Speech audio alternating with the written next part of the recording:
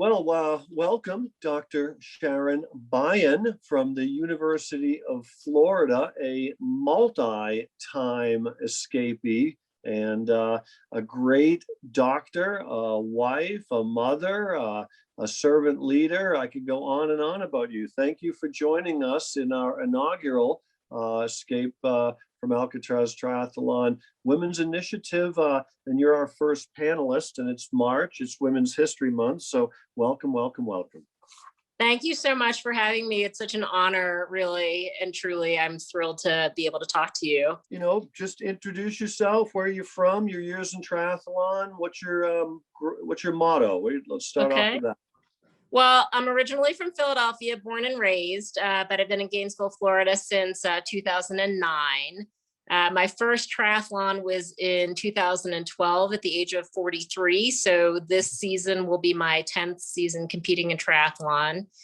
And so I would say my motto is choose your own timeline, create your own journey, live life on your own terms, and be true to yourself. So, you know, to me, life is all about looking within and not looking for external validation to determine what happiness and success are for you.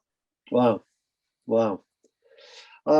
So what was your first experience hearing about the escape? You'd done a triathlon, or maybe you hadn't done a triathlon yet, but you heard of Alcatraz. What was your first thoughts of the race before you did it? So I think I got an email link from the Michael J.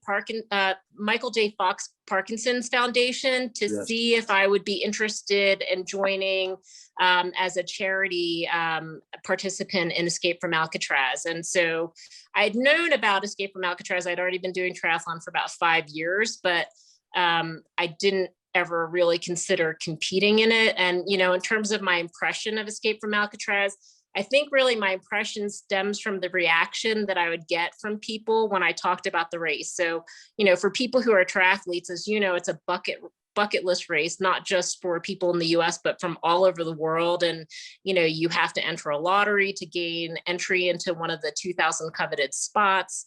And so for people that are triathletes that found out that I was racing, they just thought it was just incredible. And then, of course, for people who aren't familiar with our sport, they think I'm just completely nuts. They're like, you're going to do what? You're going to jump off a boat into the San Francisco Bay. You're going to get eaten by a shark. It's freezing cold. How long is the swim? And then you're going to get on a bike, and then you're going to run after that. You know, you're completely nuts. And so I think that sometimes the appeal of doing things, at least for me, is you know, doing things that other people would just not even conceive of or imagine doing. But so, yeah, so my first escape was in 2017. Wow. Awesome. Yeah. And you've done it 3 times? Yeah. So for 2017, I raced with my brother Harold as a relay team for charity. We were members of the Michael J. Fox Foundation for Parkinson's Research. You know, our uncle had suffered for years with Parkinson's before he passed away due to the disease. And a dear colleague and mentor of mine has been afflicted. And then my good friend, Michael Oken, is actually the chair of the Department of Neurology at University of Florida, and he's the medical director for the National Parkinson's Foundation. So we were really excited to be able to raise money for Parkinson's and participate in this iconic event. So, you know, I was going to be the swimmer and the cyclist, and then my brother was going to run. I actually had a running injury. So I had initially registered as an individual. And then when I realized I wasn't maybe going to be able to do the run, I reached out and said, can I switch to a relay? And then I had to beg my brother a little bit to be my runner. You know, he lives in the Bay Area and he's done Escape twice. So he's familiar with the event. And so that was a lot of fun for us to be able to do it. But then, as you know, we're all on the San Francisco Bell with 2,000 athletes. And then we hear this announcement over the intercom that for the first time in Escape from Alcatraz history, the race directors had to make this really difficult decision to cancel the swim because of the weather conditions. I mean, there were over 30-mile-an-hour winds that day. There was a small craft advisory warning that support kayaks and jet skis couldn't be on the water to support the swimmers. And so when the announcement came over, I actually thought it was a joke at first. And we're all just sitting there. And then, you know, we all disembarked to get back on the shuttle buses to get back to transition, including the pros. And I remember walking back to the bus with a guy from New Zealand, and there was another guy who was doing a corporate relay, and he was a swimmer. So he goes, well, I guess I'm done. And, obviously at that time, the safety of all the athletes had to be given priority. There's no way you could send 2,000 people off into the bay with no swim support.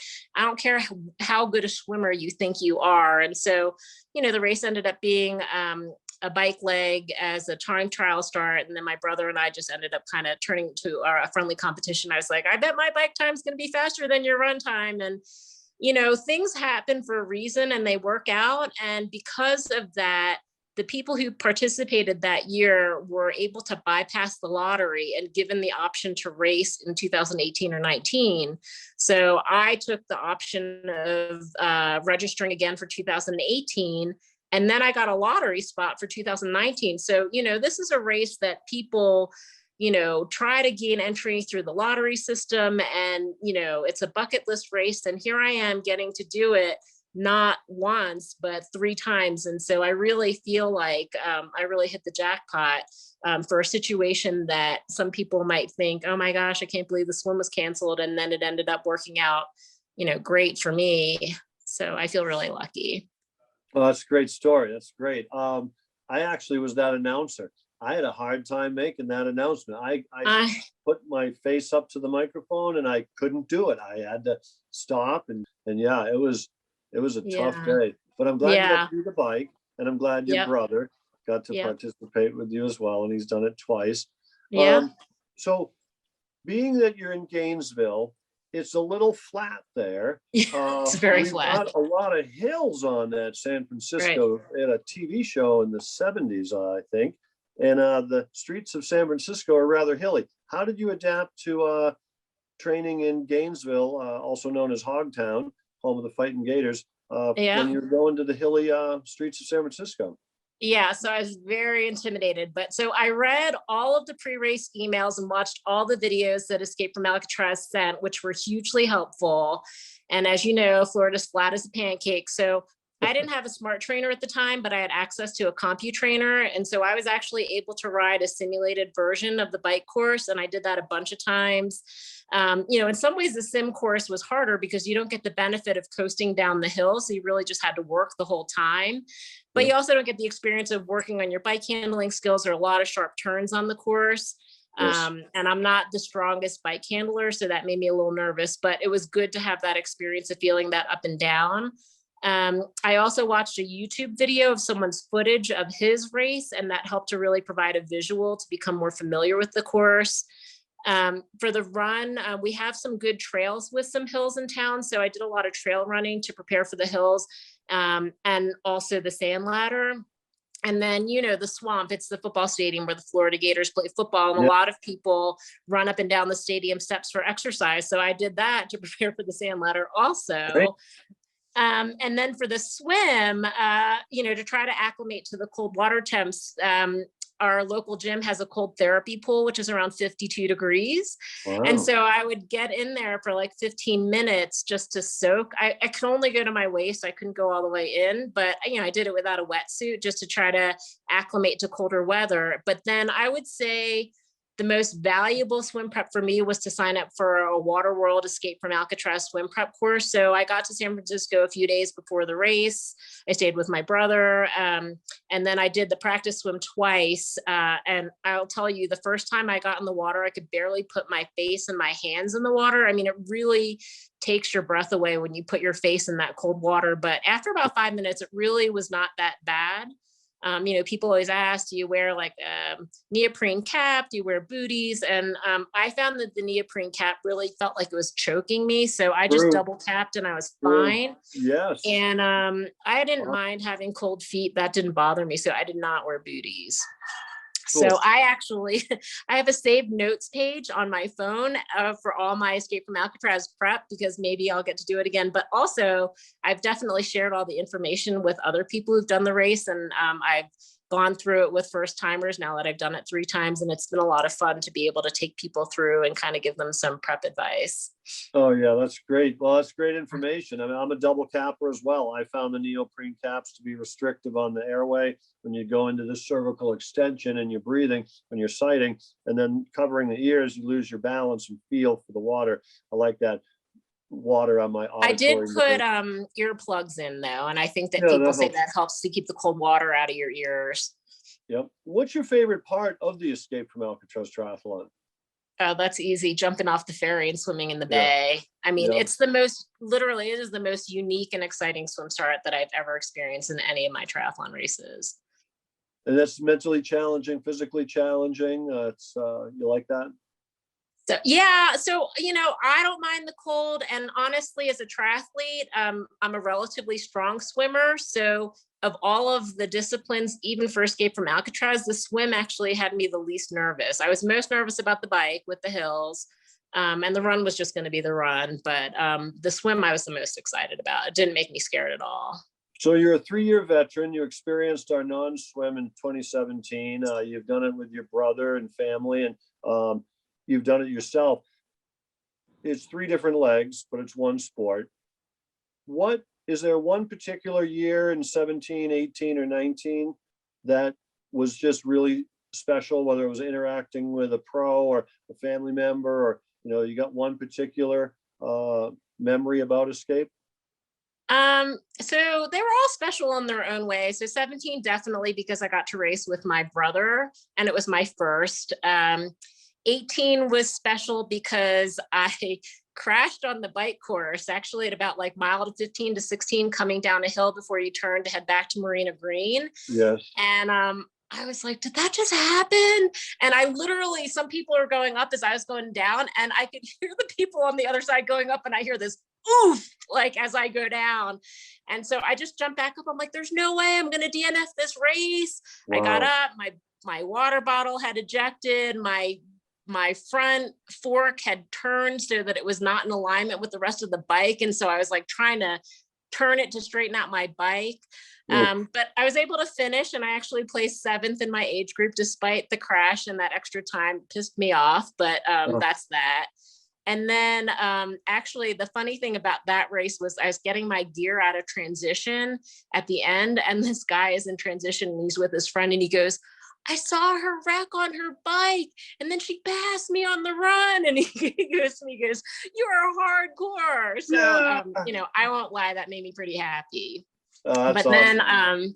Then 2019, so 2019, I race, and Andy Potts is an ambassador for Escape, and of course he's a fan favorite, and so I didn't know what to expect. I'm like, all right, I'm not going to crash on the bike. That was my goal. I have a coach, and I was like, I'm going to save it a little bit so I don't bonk on the run.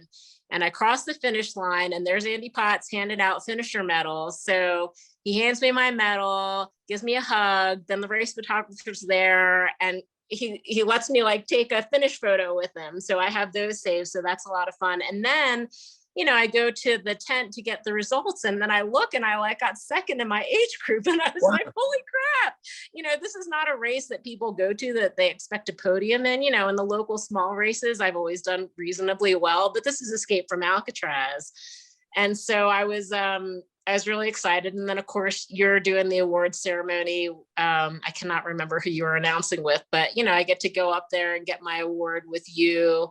And actually the woman who won my age group, she is one of the people who directs like the Water World swims. So it was kind of fun to be up there with her. So that was, yes.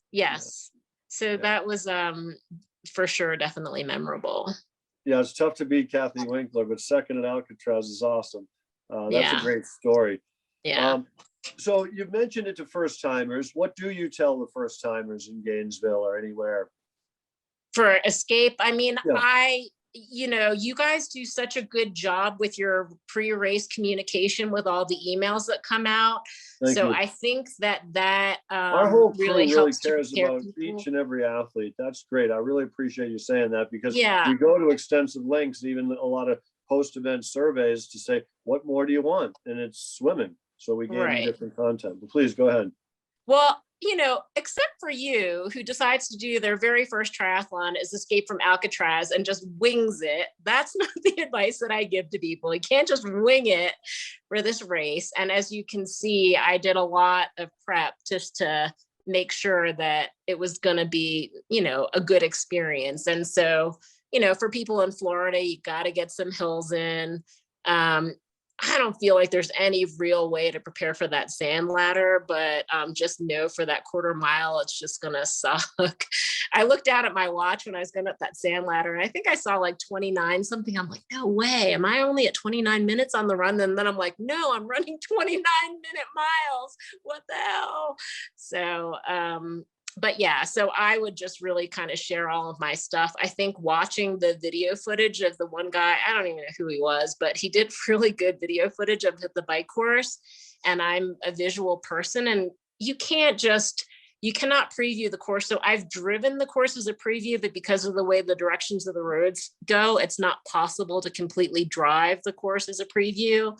And so having that visual, watching the video, I'd watch it all the time. Actually, when I would do the CompuTrainer ride, I would watch the video while I was riding on my trainer so that I could just mentally, think about where I was going. And then I had like things bookmarked on a note, mile 1.5 to 2, it goes uphill, then you got a downhill, and then there's a sharp turn after this. And like, so everything just ended up being like this mental imprint in my head.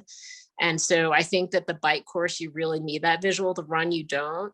And then the swim, I mean, if you can do the Water World swim practice, or just you got to get into the bay at least once before the race so that you're just not jumping in that 52-degree water right off the get-go, because you can't warm up. Yep. So, yeah. Good. Yeah, getting an aquatic park at least, if you can't do that Water World swim. For sure. So let's give it a moment to think. How would you describe Escape from Alcatraz in 3 words? I mean, iconic for sure. I mean, I think Escape and Kona are like the most probably universally recognized triathlons in the world. So iconic, bucket list. I mean, who wouldn't want to jump off a ferry into the San Francisco Bay and swim to shore? I mean, I can't imagine who wouldn't want to do that. And then, it's just exhilarating. I mean, there's something really thrilling about being able to start that way. And, the spectators are fabulous also. And so it's just a really well-supported race, super well organized. Yeah. All right. Iconic. Do it. Yeah. Iconic, bucket list, exhilarating. Very good. I like it. So you are from Pennsylvania. You went through quite a interesting path. You went to the Temple University School of Medicine in 2000, and your residency in OBG work in Thomas Jefferson University in 2004, and then you became a Gator after the University of Pennsylvania. So you're a doctor, OBGYN. Yes. And so tell us about your job and what your daily routine is like. So, I'm an obstetrician gynecologist. I spent my entire career in academic medicine, training and educating residents, both at the University of Pennsylvania and the University of Florida. And, since becoming involved in triathlon, I've always jokingly referred to my job as my work triathlon. So I say that delivering babies is analogous to the swim. Babies are swimming in all that amniotic fluid, and then performing surgery is sort of more technical, like the bike. And then seeing patients in the office, it's like the run, you're picking off runners as you go along on the run. So, as an OBGYN, I don't have a completely predictable schedule. My schedule is always varied from week to week. I'm either seeing patients in the office or delivering babies on labor and delivery or operating.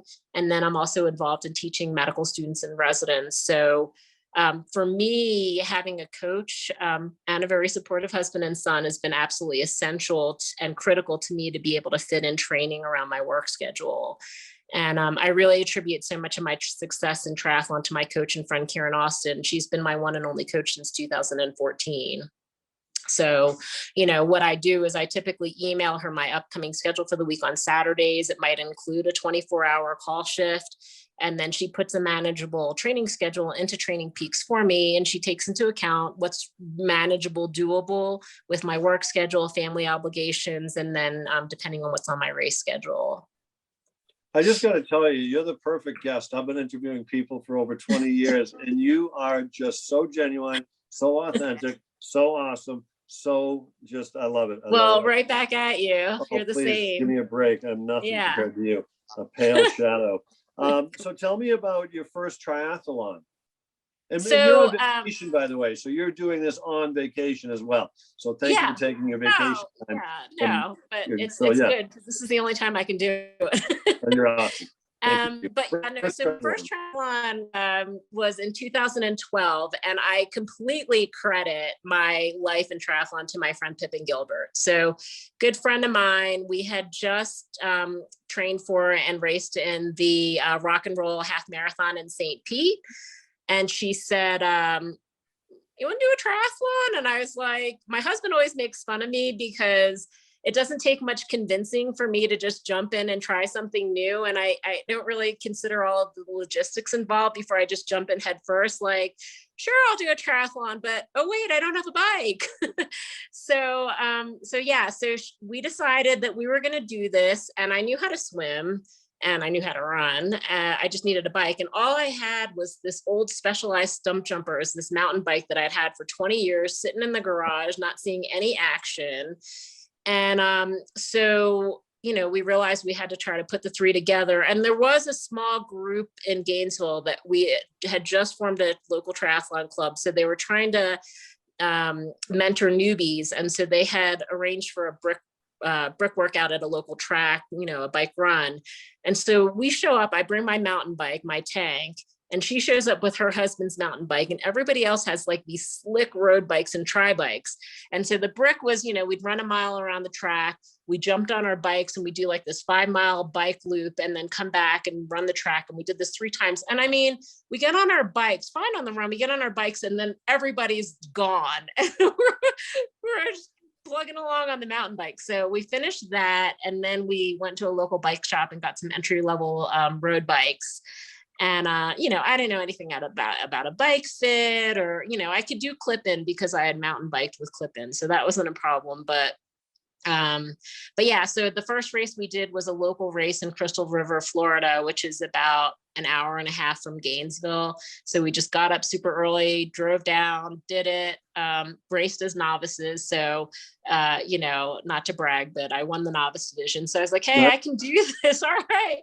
So, and my son and my husband came to that event to watch, and we all went to the beach afterwards. So they've attended exactly 2 of all of my races. So that was one of them, and then one other event, and the rest of them, they're just like, we'll just hear about it afterwards. Wow. So yeah, but that was a lot of fun. And then I was hooked. I was instantly hooked. Yeah. So that got your motivation. And so what's your favorite thing about triathlon in general, just in general? I mean, 100% the people, 100%. It is the most encouraging, welcoming, inspiring group of people you could ever hope to know. And I feel so lucky living in Gainesville because our triathlon club, which formed in 2012-ish, I want to say, has grown to 160 members, and they range in age from teenagers to people in their 70s, approaching 80, all different levels and abilities. We've had Kona qualifiers and, pretty elite level athletes to complete newbies, people who do triathlon who learn to swim as adults. Those are some of my favorite, like people overcoming fear of the water, legitimate fear of the water, yeah. And being able to, have the courage to do something that they never thought they could. And so you just draw a lot of inspiration from, all kinds of people. And then, it's a unique sport. It's one of the few sports where you can race alongside professionals in certain events. And, the pros are really the most approachable professional athletes that I've encountered. I've gotten to meet a bunch of them in different forums, and they're always just so like genuine, and they're just happy to talk to whomever. And I think that they all just serve as really great ambassadors for the sport. And then the other part that I really love is the physically challenged athletes. So being able to race along with and see physically challenged athletes is amazing. The visually impaired division, I mean, who does a triathlon when you cannot see? I mean, so to be able to swim and ride on a tandem bike and run alongside somebody. I've gotten to meet Amy Dixon at a race. She's amazing. Hector Picard is a double upper extremity amputee who's done Kona. which he came and spoke to our triathlon club once. And actually my son came to listen to him talk at that particular meeting. And after that, and he was younger, he's like, can I come to all your meetings? He's like, that was just fascinating. Like, he just thought, he was so impressed with him. And your son's So, done a triathlon, right? Your son's done a triathlon? He did one. He did one as a kid. He was sort of one and done. You know, he's running track right now. And I try not to push him to, you know, we don't really expect him necessarily to follow in our footsteps. We want him to just be passionate about what he does and enjoy what he does. But, you know, he's his own person. And so he's doing well. He's fast. I'm not going to push him on that. Yeah, he's fast. The apple doesn't fall far from the tree. That's right. So they say. That's right. Yeah. So you mentioned one particular friend that inspired you in your beginnings of triathlon. Tell me about her. Tell us about her. So, you know, Pippin, she is the most unassuming, just laid back person I know. So the funny thing about her is she's done numerous races together with me since that first race. But, you know, I have to admit, I'm a little bit competitive by nature. And Pippin really, she's just all about enjoying herself and not putting too much pressure on herself. So, you know, we'll do races where she's like eating a Snickers bar on the way. And, you know, she's like, yeah, the last time I rode my bike was the last race we did. I haven't been in a pool since the last one. I'm like, I cannot do that. Like, I need full on preparation if I'm going to do anything, and not to like diminish her level of commitment or anything, but she just has a different mindset when it comes to participating in racing. Our husbands are friends, you know, our kids have grown up together. And so for us, we make it more of like a fun activity where we race and then we just enjoy the beach together with our families. Her husband, Scott, has actually done a couple of relays with me as my runner. I'm a little bit prone to running injuries. And so that's actually been fun. I'll swim and bike and then he'll run for me. And at St. Anthony's, we've won like our division for masters for the relay division, which was a lot of fun. And then, you know, I've even had my husband help to volunteer at Crystal River before. So, you know, try to get them involved. But yeah, so she's just a lot of fun. She's a very unique person. Yeah. She, like yourself, in answering the past question a moment ago, it is the people along the way. And you're one of those people. And, you know, here's, you know, you starting the sport in 2012, and yet you have raced at the highest level representing USA at Worlds as well. So, you know, that's another story down the road, but thank you for representing USA and also being a, you know, doctor as well, and mom and all that other stuff, you know. So talk about how triathlon has changed your life mentally as a person, as a human, but also as a woman, and overcoming, you know, the changes and, you know, the momentum that's going on in America and the world, and, you know, being a mom, and just how has that helped you from the neck up? Yeah, well, so if you were to tell me 10 years ago that I could compete in a sport at an amateur age group level and represent the United States and travel the world to compete in an international competition among former pros and Olympians, I never would have believed it. So, you know, my life has forever been changed for the better for meeting such an incredible group of people in the sport. And, you know, just with Pippin getting me into the sport, it just goes to show that it really only takes one person and one decision. That it's amazing to me how it can completely change your life trajectory just in that one person, one decision, and that's it. And, you know, just us moving to Florida for our jobs and then meeting this person and saying okay to something. So I think that it just illustrates that anybody who's not sure, you know, just take a chance, because you just never know where it's going to lead you. And I think that you can appreciate that with your experience and entry into triathlon, that you did it on a dare and then look at where it's led you. Yeah, for sure. Talking to people like you. Awesome. Yeah. I'm blessed.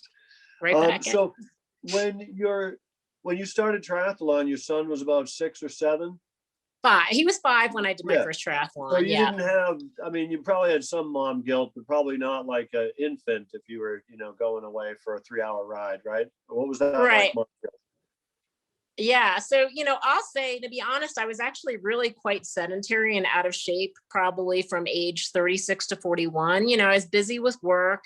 And actually, to the contrary of what I tell my pregnant patients, I did not exercise at all during my pregnancy. I Mm. was about 180 pounds at the end of my pregnancy, totally out of shape. And then, I didn't want to leave my son at all when I was at home for the first couple of years. So I would say that working mom guilt was a huge factor in that.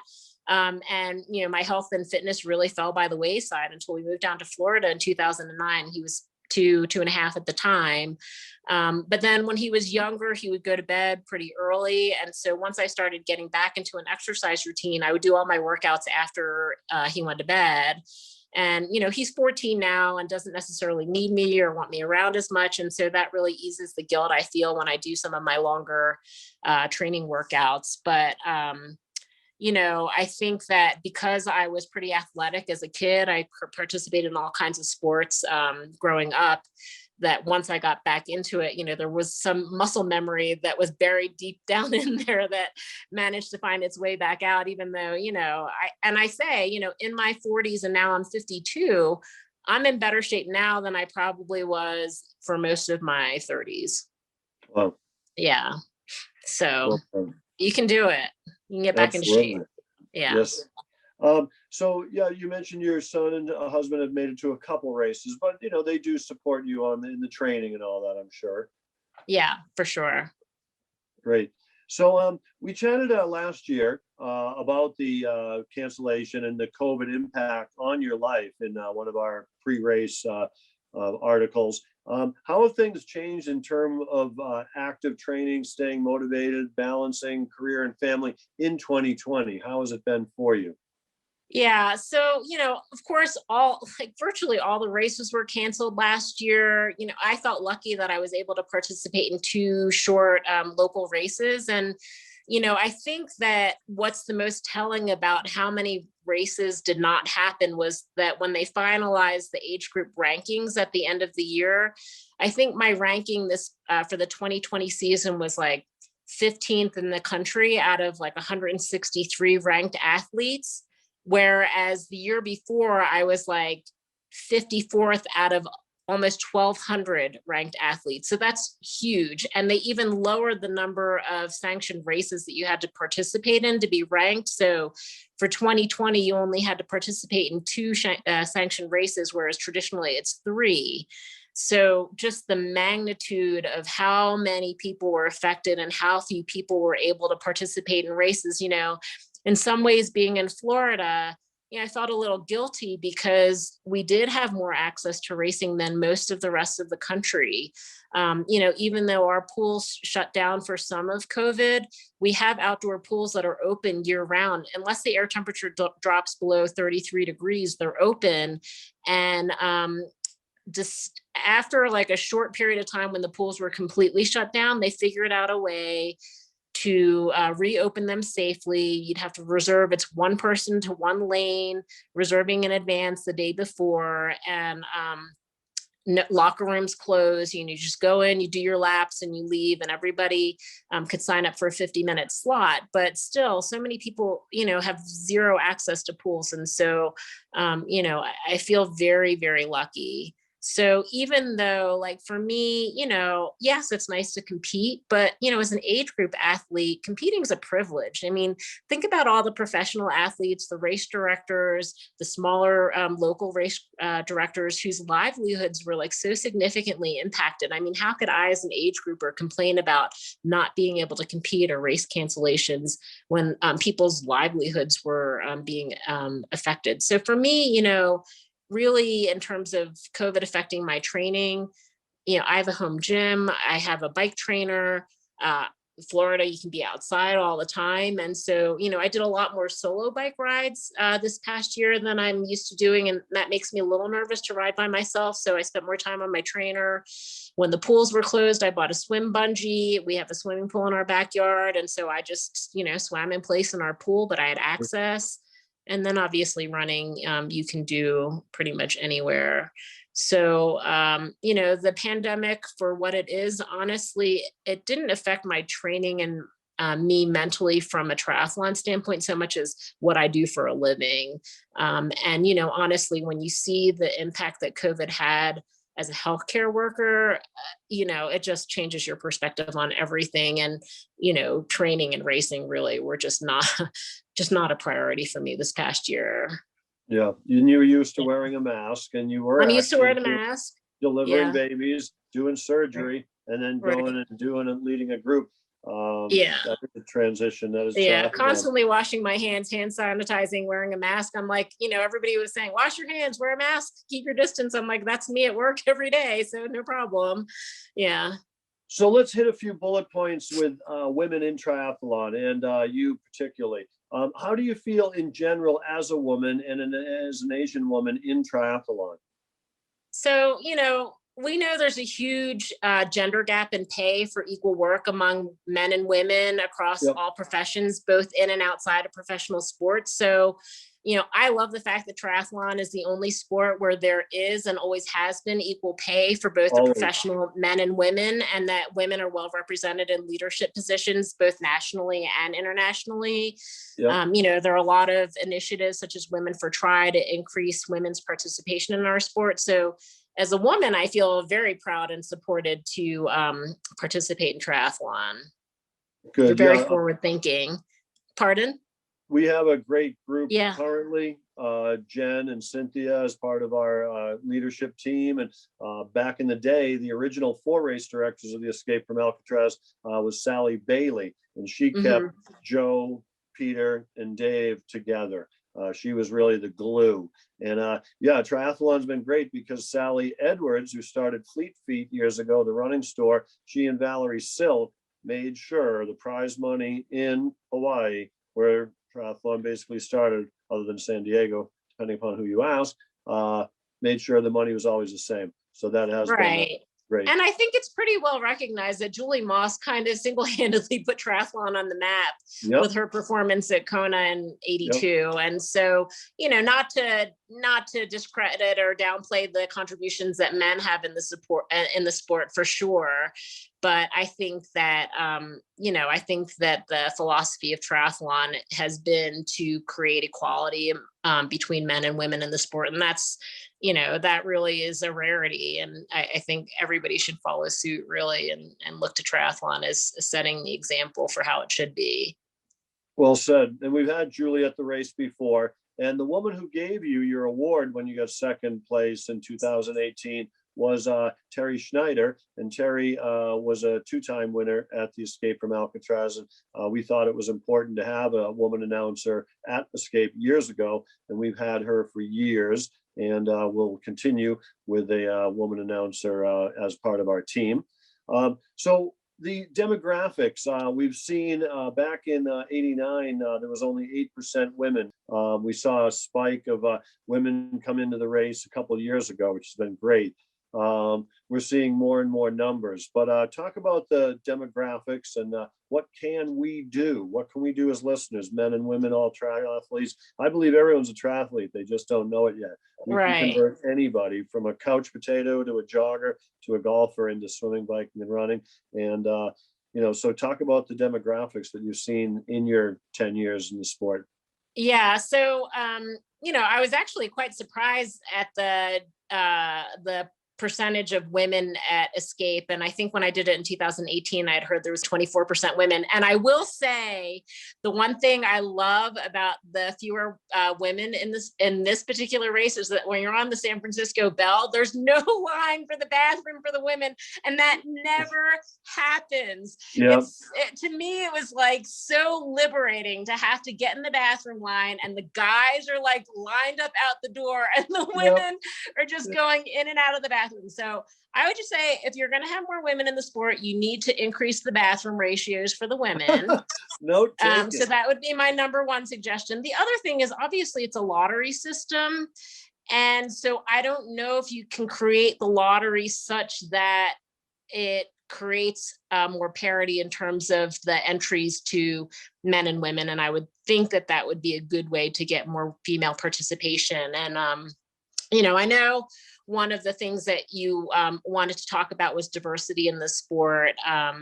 And so, we know that triathlon is very lacking in diversity, especially among Black athletes. And, here in the US, we only have one male professional Black triathlete, that's Max Spinell, and then no Black women, right? And Sika Henry's trying to get her pro card, and she's spoken to our triathlon club, and I just am so impressed by her too. And I think, I don't know of any Asian American pros, to be honest, but, as for being Asian American, I like being part of an underrepresented demographic. I hope I can encourage other people to enter into and thrive in our sport. And, part of the reason I like participating in ITU events is that's where I will end up seeing so many elite Asian athletes, of course, although they're from other countries, but, I like being somebody that people can look to say, hey, if she can do it, so can I.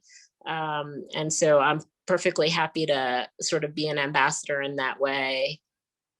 Awesome. Yeah. Don Chi is a gentleman from China. He's a pro. He's been racing pro for years, and IMG puts on a great race over in Beijing. And yeah, the sport is growing over there. They love triathlon, and I love going over. So it's like back in San Diego in the 80s, because everyone's just so into it, Right. Well, I think when Gustav Eden won Challenge Daytona, was it? Yes, and he had that hat that he had gotten at an event in Asia, and then all of a sudden, like, there was this surge of, where did he get that hat from, and what's going on? And then he's like a whole new huge fan base in Asia because of that. So who knew a Norwegian would have this huge fan base in Asia because he's wearing a hat? Yep. How would you describe yourself in 3 words? You can think about it for a few seconds. How would you describe yourself in 3 words after describing Alcatraz as? I would say I'm pretty determined.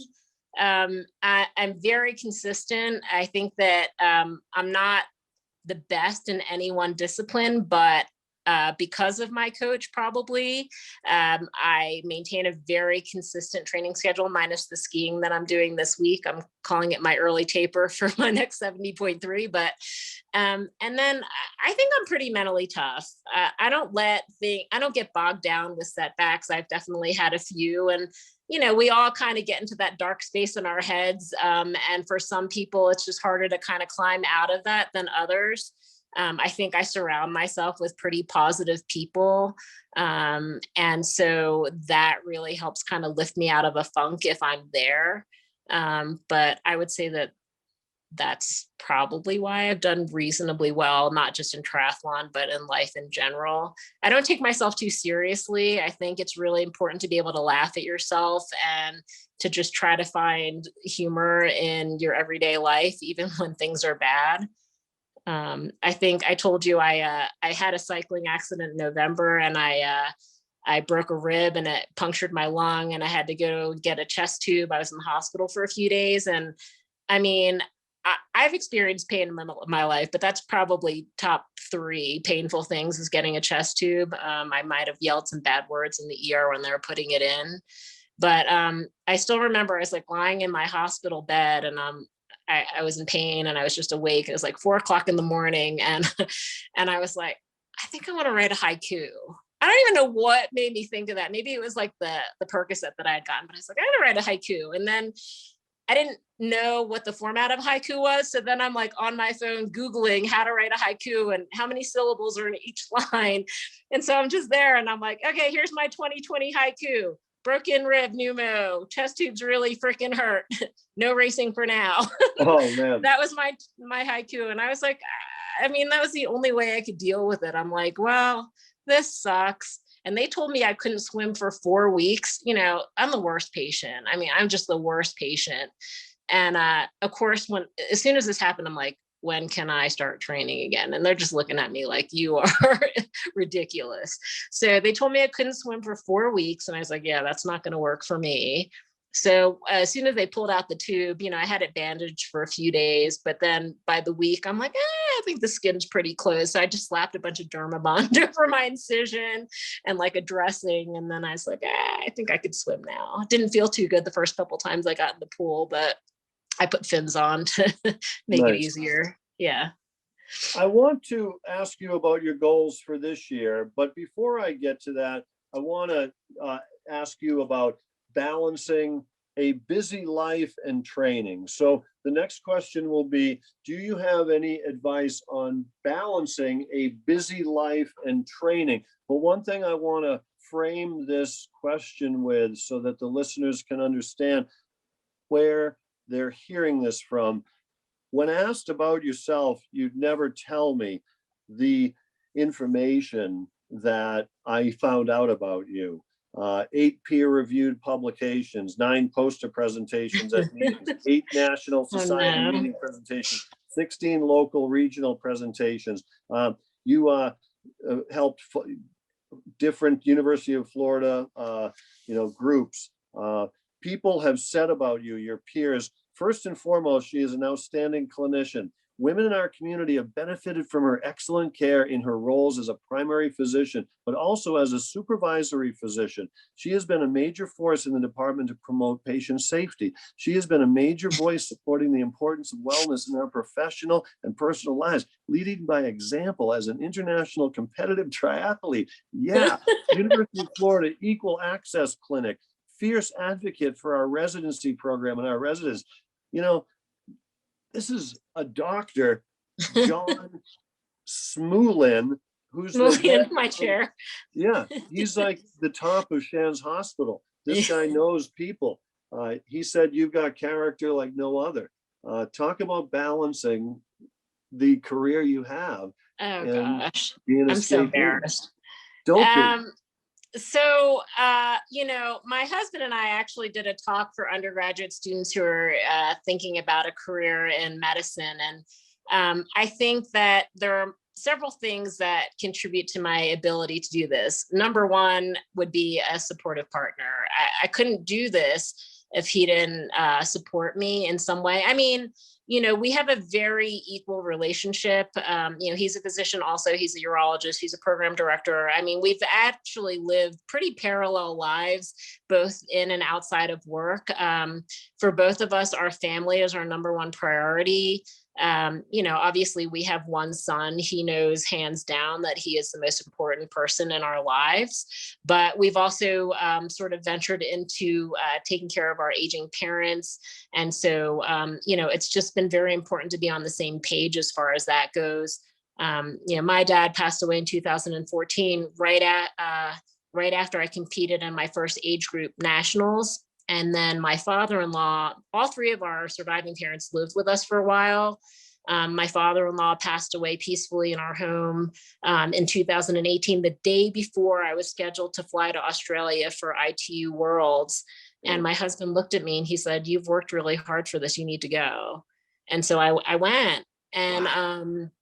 In a lot of ways, my dad and my father-in-law are really kind of part of 2 of the most meaningful races that I've competed in.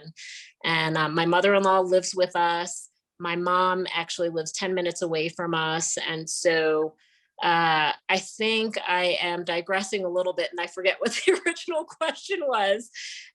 Balance. And so yes. I think really, knowing what's important to you and being supported by the people that are important to you, for me, has been key. Having a coach, for me, I could not manage this. I mean, I could, but just having a coach who is able to understand what my goals are and help me achieve them and work around my busy schedule and tell me what to do. And, people are like, how do you do so well? And I'm like, I just do what Karen tells me to do. I just do what she tells me to do. And it makes me crazy if anything on my training peaks is not green. You know what it means, green, yellow, red, whatever. And so anyway, I just do what she tells me. Supportive family, amazing coach, surrounding myself with a group of people who are positive, uplifting, supportive. I mean, the Gainesville Triathlon Club is bar none, like I would argue, one of the best triathlon clubs in the country. And I think it's just giving yourself some grace. I mean, yeah, I'm competitive. Yes, I have goals, but I'm also not going to make myself crazy. I mean, so age groupers, as you know, are probably the most type A intense group of people that you will know. Yes. And so I think that, I'm trying to encourage people into the sport, not scare them away, right? And so, for women, especially if you're trying to balance career and motherhood and sport, mom guilt is real. We know that most women who work outside the home still do the lion's share of work in the home as well. And I think that for me, just being able to get into an exercise routine again was just deciding I was going to do it. You just have to start, create some small goals, not something that's insurmountable. Escape from Alcatraz is not going to be people's first triathlon. Making some habits, joining a group to train with, and then I think that for me as a triathlete, I am just hugely inspired by the professional women and what they've been able to achieve post-baby. I mean, Rennie Carfrey, Meredith Kessler, Sarah Haskins, Gwen Jorgensen, Chelsea Sodaro just had a baby, right? And then other women that are not triathlons, so Serena Williams, Allison Felix, Alicia Montano, Stephanie Bruce, Sarah Hall. I mean, the list goes on and on. So when you see, obviously they're pros and it's a different level, but I think that it's just understanding that, you just need to start small and create a goal for yourself and surround yourself with people that will support you in that. And it's definitely doable. And definitely if you're going to do short course. So a lot of people think about triathlon as a full Ironman. I have not done an Ironman, nor do I intend to do an Ironman unless I can make it a full-time job. Training for a sprint distance is just, you can do an hour of training a day, maybe, and be perfectly, positioned to be able to do just fine in a short course race. So. We met at Sports Basement in 2017, I think, at the pre-race meetings, and we've been friends since. I've seen you on social media, being the servant leader that you are, and you've influenced so many people at the University of Florida and helped so many doctors through their programs in internships, etc. This year, you're changing things up a little bit. What are your races going to be, and what are your 2021 goals in life with your family, as well as swim, bike, run, have fun? So I feel like 2021 is like a 2020 redo. I mean, I had decided last year, you always want to kind of see how much you can push yourself. So I've been pretty successful in short course racing, and Escape was actually one of the longer distance races I've done. And so I wanted to go for a 70.3. So last year I had planned to do 70.3 Haines City in April. And then of course, COVID hit, everything shut down. And then it became a matter of deferring your race into the next year. So everything's coming full circle. I'm signed up to do Haines City on April 18th. It looks like it's still going to be a go. And then I was supposed to do Santa Rosa last year, which I know you announced. And then sadly, not just COVID, but the wildfires. And it's like Santa Rosa couldn't get a break. And unfortunately, that race has been permanently canceled. So I ended up transitioning and deferring into St. George, which is on May 1st. And then my brother, he's done he's done a couple of 70.3s. And so we decided that we would do Santa Cruz together in September. So I'm signed up for those 3 70.3s. And then I'm going to be competing at 2021 ITU Age Group Worlds in Bermuda in October. And then other than that, hoping to probably do age group nationals, because I'd like to qualify for 2022 Worlds, which is going to be in Abu Dhabi. And I think that would be pretty cool to be able to go there and race. I'll probably do some short distance local races also. Well, before we ask you to close it for us, I just want to say that you have been an absolutely phenomenal interviewee, a guest, a friend, a doctor. And I can't thank you enough for your honesty, your genuine experience and passion, and sharing it with our listeners, who I hope will be able to be inspired by what you've told us, which has been an amazing story. I really appreciate you and all you've done for everybody, especially the greater Gator Nation. Well, thank you. And I mean, I think that you're well aware of this, but when you love what you do, when you love something, it's just easy to talk about it. I mean, I think you and I know full well that we could keep going for hours. Oh yeah. And your audience would be like, when is this interview going to end? So anyway, yeah, I could talk about triathlon all day long. And it's so funny because whenever I'm at work, I end up trying to like integrate that into my conversations with medical students and residents. And it comes up for sure, even patients. That's great. All right. Well, thank you, Dr. Sharon Byun. We appreciate you so much. You're awesome. Swim, bike, run, have fun. You epitomize what is good about this sport.